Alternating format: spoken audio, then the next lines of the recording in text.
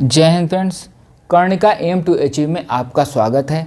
आज हम Indian polity का पार्ट फर्स्ट करने जा रहे हैं, जिसमें हम प्रियम्बल के बारे में पढ़ेंगे। प्रियम्बल का हिंदी मतलब होता है प्रस्तावना। उम्मीद करता हूं कि इस लेक्चर को देखने के बाद आपको प्रियम्बल को लेकर सारे डाउट्स क्लियर हो जाएंगे और एग्ज़ाम्स में जिस तरह के क्वेश्चन आते हैं वो भी बहुत आसानी से आप टैकल कर सकेंगे। तो चलिए स्टार्ट करते हैं। ये जो दिया स्क्रीन पे दिख रहा है ये प्रियम्बल है, ये आप इसको पढ़ लीजिएगा एक बार और चलिए इसको समझना स्टार्ट करते हैं। तो प्रियम्बल का हिंदी मतलब है प्रस्तावना। प्रियम्बलस वर्ड से प्रियम्बल बना है। प्रियम्बलस एक लैटिन वर्ड है, इसका मतलब होता है इंट्रोडक्शन। प्रियम्बल एक ऑर्नामेंटल पार्ट है। ऑर्नामेंटल का मतलब एक सजावटी पार्ट है। ये एक कस्टमरी पार्ट है, न कि कंपलसरी है। मतलब ये कस्टम है कि ये प्रियम्बल हो, लेकिन एक कंपल्शन नहीं है कि प्रियम्बल किसी कॉन्स्टिट्यूशन में हो ही। यहाँ पे दो चीज़ें समझ लेना बहुत आवश्यक है। देखिए, एक होता है अनरिटन कॉन्स्टिट्यूशन, एक होता है रिटन कॉन्स्टिट्यूशन। तो जो अनरिटन कॉन्स्टिट्यूशन होता है वो इवॉल्व्ड कॉन्स्टिट्यूशन होता है, जैसे यूके का कॉन्स्टिट्यूशन यानी यूनाइटेड किंगडम का कॉन्स्टिट्यूशन यहाँ का इवॉल्व्ड कॉन्स्टिट्यूशन है। और जो अनरिटन कॉन्स्टिट्यूशन होते हैं वहाँ पे प्रियम्बल नहीं होते, और जो रिटन कॉन्स्टिट्यूशन होते हैं वहाँ पे आपके प्रियम्बल नहीं भी हो सकते और हो भी सकते हैं। जैसे कि रिटन कॉन्स्टिट्यूशन का एक एग्जांपल है गवर्नमेंट ऑफ इंडिया एक्ट 1935। तो जो गवर्नमेंट ऑफ इंडिया एक्ट 1935 था वहाँ पे प्रियम्बल नहीं था, वो भी हालांकि एक रिटन कॉन्स्टिट्यूशन था। और अभी हमारा जो इंडियन कॉन्स्टिट्यूशन है फ़िलहाल वाला, यहाँ पे प्रियम्बल है। तो हमारे रिटन कॉन्स्टिट्यूशन में प्रियम्बल हो भी सकता है और नहीं भी हो सकता। प्रियम्बल को एक इंट्रोडक्टरी पार्ट की तरह रिगार्ड किया जाता है और ये हमारे बेसिक वैल्यूज़ जो कॉन्स्टिट्यूशन में है उसको बताता है। हमारा प्रियम्बल जो है कि key to unravel the minds of the constitution makers है। मतलब कि ये ऐसी एक चाबी है जिससे कि हमें अपने संविधान निर्माताओं के दिमाग में घुसने का, मतलब वो क्या सोच रहे थे, क्या उनका नज़रिया था हमारे संविधान को लेके, ये समझने के एक तरीका है प्रियम्बल। तो फिर आगे देखते हैं। देखिए, नेचर ऑफ प्रियम्बल, हमारे प्रियम्बल की प्रकृति क्या है। देखिए, हमारा जो प्रियम्बल है ये एक घोषणा की तरह, मतलब इन अ फॉर्म ऑफ डिक्लेरेशन है, और ये कोई सब्सटेंशिव पावर नहीं करता अपने अंदर निहित। मतलब कि ये नहीं कोई पावर दे देता है किसी गवर्नमेंट ऑर्गन को और न ही उनको लिमिट करता है किसी चीज़ से। आगे देखते हैं कि कैन नॉट ओवरराइट, मतलब कि कोई स्पेसिफिक प्रोविज़न अगर हमारे कॉन्स्टिट्यूशन में दे दिया है तो उस स्पेसिफिक प्रोविज़न को हम जो है कि प्रियम्बल के आधार पे ओवरराइट नहीं कर सकते हैं।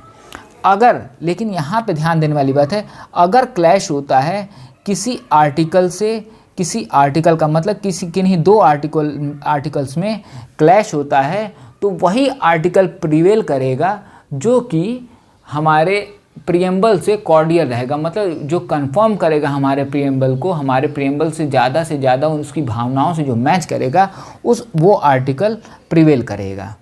तो ये बातें हैं हमारे नेचर ऑफ प्रियम्बल में। प्रियम्बल ये बताता है कि कॉन्स्टिट्यूशन का सोर्स क्या है, यानी कि प्रियम्बल ये डिक्लेयर करता है कि people are themselves the source of constitution, यानी कि हमारे लोग ही स्रोत हैं हमारे संविधान का। और इससे ये भी सिद्ध हो जाता है कि people is the ultimate sovereign in India, यानी कि हमारे भारत में जो लोग हैं वही परम संप्रभु हैं। तो ये हमको यहाँ से पता चल जाता है। अच्छा, ये जब बात आई है तो इससे मुझे एक केस याद आता है। वो केस है कहर Singh versus union of India. ये जो है 1989 में ये केस हुआ था। इसमें जो constitution derives it's power from the people directly, ये वाली जो बात है इसी को चैलेंज किया गया था। यानी कि जो हमारा संविधान है वो लोगों से ही शक्ति प्राप्त करता है, इस बात को चैलेंज किया गया था। वहाँ पे कोर्ट की रूलिंग ये आई कि ये एक कॉन्क्लूसिव एजम्पशन है, यानी कि एक निर्णायक धारणा है अब आगे इसको चैलेंज नहीं किया जाएगा और इसको लीगल फिक्शन मान लिया गया। क्या चीज़ लीगल फिक्शन माना गया है? Constitution derive it power from the people only, ये एक लीगल फिक्शन मान लिया जाए। मतलब कॉन्स्टिट्यूशन जो हमारी शक्ति प्राप्त करता है वो लोगों से ही प्राप्त करता है, इसको एक लीगल फिक्शन माना जाए, यानी कि एक कानूनी कल्पना माना जाएगा और इसको आगे फिर कभी चैलेंज नहीं किया जाएगा। हमारा प्रीएम्बल कुछ आइडियल्स और एस्पिरेशंस को कंटेन किए हुए है। आइए चलिए उसके बारे में देख लेते हैं। देखिए 5 आइडियल्स हैं। कितने आइडियल्स हैं? 5 आइडियल्स हैं। कौन कौन से? सॉवरेन, सोशलिस्ट, सेकुलर, डेमोक्रेटिक और रिपब्लिक। तो ये जो 5 आदर्श हैं इसके बारे में अभी देखेंगे। पहले हम देख लेते हैं 4 एस्पिरेशंस। तो कितने एस्पिरेशंस हैं? 4 एस्पिरेशन, यानी 4 आकांक्षाएं हैं। कौन कौन सी? Justice, liberty, equality and fraternity. चलिए हम जो है कि 5 आइडियाज़ को बारी बारी समझ लेते हैं। पहले हम सॉवरेन देख लेते हैं। तो सॉवरेंटी जो होती है इसका मतलब होता है कि कोई देश की जो गवर्नमेंट है वो किसी बाहर की यानी एक्सटर्नल पावर को एक्नॉलेज नहीं करती गवर्नेंस के मामले में, यानी कि वो अपने डिसीजंस स्वयं सॉवरेनली लेती है। मतलब कि कोई इन्फ्लुएंस एक्सटर्नल पावर का उस पर नहीं होता है। लेकिन आजकल का जो एलपीजी का ज़माना है, यानी कि लिबरलाइजेशन, प्राइवेटाइजेशन और ग्लोबलाइजेशन का ये जो दौर है, इसमें कोई भी कंट्री पूरी तरह से सॉवरेन नहीं मानी जाती है। इंडिया को भी फुली सॉवरेन मानने से कुछ लोग जो है कि डाउट करते हैं। हालांकि इंडिया जो है एक फुली सॉवरेन कंट्री है, क्योंकि इंडिया अपने नेशनल इंटरेस्ट में ही किसी भी इंटरनेशनल ऑर्गेनाइजेशन से जुड़ी होती है। अगर हमें कुछ हमारे देश को उस मेंबरशिप से या उस ग्रुप में जुड़ने से कुछ फ़ायदा होता है, उसी केस में हम उससे जुड़ते हैं, और बाकी हमारे अपने ऊपर है कि हम कब किसी ग्रुप को छोड़ें और कब किसी ग्रुप में शामिल हों। तो ये रहा सॉवरेनिटी। और फिर देखते हैं कि सेकुलरिज्म के बारे में समझ लेते हैं। देखिए सेकुलरिज्म जो है कि 2 तरीके से डिफ़ाइन किया गया है। एक तो वेस्टर्न सेकुलरिज्म है, एक हमारा इंडियन सेकुलरिज्म है। तो जो वेस्टर्न सेकुलरिज्म है वो पूरी तरह से सारे धर्म से, सारे रिलीजन से रिफ्रेन करता है अपने आप को। मतलब कि वो किसी भी तरह के रिलीजन को सपोर्ट नहीं करता। और हमारा जो सेकुलरिज्म है उसमें ये तो है ही कि हमारा जो भारत देश है वो नॉन रिलीजियस है। मतलब हमारे देश का कोई रिलीजन नहीं है। लेकिन यहाँ पे ध्यान देने वाली बात है कि हम सभी धर्म को यहाँ ग्रो करने का पूरी आज़ादी देते हैं। तो मतलब कि हम एग्जिस्ट तो करते हैं सभी धर्मों को, लेकिन हमारे देश का कोई धर्म नहीं है। ये अंतर है हमारे वेस्टर्न सेकुलरिज्म में और हमारे भारतीय सेकुलरिज्म में। आइए सोशलिज्म के बारे में समझ लेते हैं। इंडिया में हम लोग लोकतांत्रिक समाजवाद को फॉलो करते हैं। मतलब कि हम लोग समाजवाद तो लाना चाहते हैं, भारत में हम समाजवाद तो लाना चाहते हैं, लेकिन बाय द डेमोक्रेटिक मीन्स, मतलब लोकतांत्रिक तरीके से लाना चाहते हैं। हम आर्टिकल 39B अगर देखें, आर्टिकल 39B देखें तो उसमें ये प्रोविज़न है कि state shall take steps to provide equal distribution of material resources. मतलब कि स्टेट को ऐसे स्टेप्स लेने हैं जिससे कि इक्वल बराबरी में बांटा जा सके जो भी स्टेट के रिसोर्सेज हैं उसको, यानी कि हमारे देश के जो भी रिसोर्सेज हैं वो सब में लगभग इक्वल बांटने की कोशिश की जाए। और ये आर्टिकल 39C भी जब हम देखते हैं तो उसमें भी हमारे सोशलिज्म की भावना सामने आती है। इसमें ये लिखा है कि हमारे देश को, हमारे स्टेट को ये प्रोविज़न करना चाहिए जिससे कि प्रिवेंट कर सके concentration of wealth in fewer hands. मतलब कि जो कुछ हाथों में ही जो धन इकट्ठा हो जाता है उस चीज़ को रोकने के लिए भी स्टेट को कुछ स्टेप्स लेने चाहिए। ये यहाँ के सोशलिज्म की भावना को दर्शाता है। तो आर्टिकल 39B और 39C एक बार आप देख लें। अब जब हम डेमोक्रेसी देखते हैं तो हमारे दिमाग में जो सबसे पहली बात आती है वो ये कि 1 मैन 1 वोट है।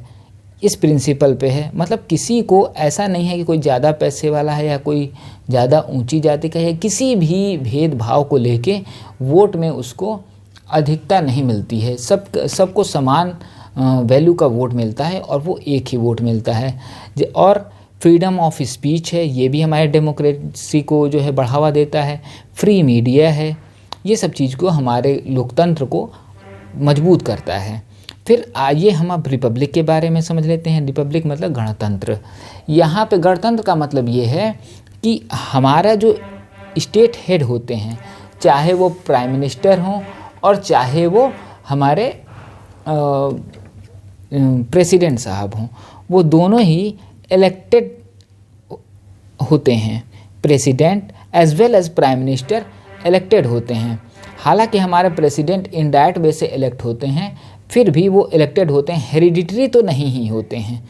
तो ये जो है कि हमारे रिपब्लिक है कंट्री, इस चीज़ को दर्शाता है। अब हम जो हमारी 4 आकांक्षाएं यानी 4 एस्पिरेशंस हैं उसको हम समझ लेते हैं। सबसे पहले जस्टिस तो हमारे जो प्रियम्बल में है वो 3 प्रकार की जस्टिस को बताया गया है। किस प्रकार की जस्टिस? सोशल, इकोनॉमिक और पॉलिटिकल जस्टिस। और लिबर्टी कौन कौन सी लिबर्टी है के बारे में बात किया गया है। पहले ये देख लीजिए जस्टिस कितने टाइप की हो गई, यानी 3 टाइप की जस्टिस हो गई। लिबर्टी कितने टाइप की हैं?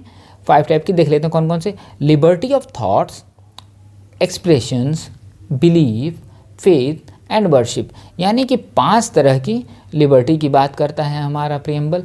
और इक्वेलिटी कैसी? Equality of status and opportunity. तो प्रियम्बल किसके बारे में बात करता है? Equality of status and opportunity. ये आर्टिकल 16 के 4 में भी दिखता है ये सब चीज़ें। फिर उसके बाद फ्रेटर्निटी की यानी भाईचारे की बात होती है। इसमें फ्रेटर्निटी में हम क्या कहते हैं कि fraternity is the sense of brotherhood that prevail among all the people of India. It must to ensure unity and integrity of India। मतलब unity and integrity of India की भी बात इसमें करता है। और ये जो इंटीग्रिटी वाला शब्द है ये जोड़ा गया था 42nd अमेंडमेंट एक्ट में, जो कि 1976 में आया था। अब जो कुछ क्वेश्चंस जो जनरली पूछ लिए जाते हैं कॉम्पिटिटिव एग्जाम्स में, उसके बारे में जान लेते हैं थोड़ा सा। Who drafted the preamble? हमारे प्रियम्बल को ड्राफ्ट किसने किया? तो पंडित जवाहरलाल नेहरू, जो ऑब्जेक्टिव रिजोल्यूशन लेके आए थे 13 दिसंबर 1946 को, जिसको एज अ प्रियम्बल 22 जनवरी 1947 को एडॉप्ट कर लिया गया था। और एक चीज़ ध्यान देने वाली बात है कि हमारे कॉन्स्टिट्यूशन में, हमारे संविधान में तो कई बदलाव हुए हैं, लेकिन हमारा जो प्रियम्बल है उसमें एक ही बार सिर्फ अमेंडमेंट हुआ है, और वो 42nd अमेंडमेंट था, जिसमें 3 वर्ड जोड़े गए थे। कौन कौन से? सोशलिस्ट, सेकुलर और इंटीग्रिटी। ये तीनों वर्ड जोड़े गए थे 42nd अमेंडमेंट एक्ट में। ये 1976 में अमेंडमेंट हुआ था। जब हम प्रियम्बल के बारे में पढ़ रहे होते हैं तो 2 केसेस के बारे में पढ़ लेना अत्यंत आवश्यक हो जाता है। एक तो बेरूबारी का है और एक केशवानंद भारती केस। बेरूबारी केस 1960 और केशवानंद भारती केस 1973। तो बेरूबारी केस में क्या कहा गया कि 368 जो है, आर्टिकल 368 संविधान के किसी भी अंग में परिवर्तन ला सकता है। लेकिन यहाँ एक बात प्रियम्बल को ये लेके कही गई कि preamble is not the part of the constitution. मतलब प्रियम्बल जो है कि वो कॉन्स्टिट्यूशन का अंग नहीं है। और वहीं केशवानंद भारती केस में क्या हुआ कि इसमें प्रियम्बल को पार्ट ऑफ द कॉन्स्टिट्यूशन मान लिया गया। प्रियम्बल को part of the constitution Kesavananda Bharati case में मान लिया गया। और ये भी कहा गया कि आर्टिकल 368 जो है किसी भी पार्ट में इंक्लूडिंग प्रियम्बल, उसमें भी परिवर्तन ला सकता है। लेकिन यहाँ पे कंसेप्ट आया बेसिक स्ट्रक्चर का, और बात ये कही गई कि आर्टिकल 368 से किसी भी पार्ट में परिवर्तन लाया जा सकता है, अमेंड किया जा सकता है कॉन्स्टिट्यूशन के, लेकिन तब तक जब तक कि वो बेसिक स्ट्रक्चर को हानि ना करे।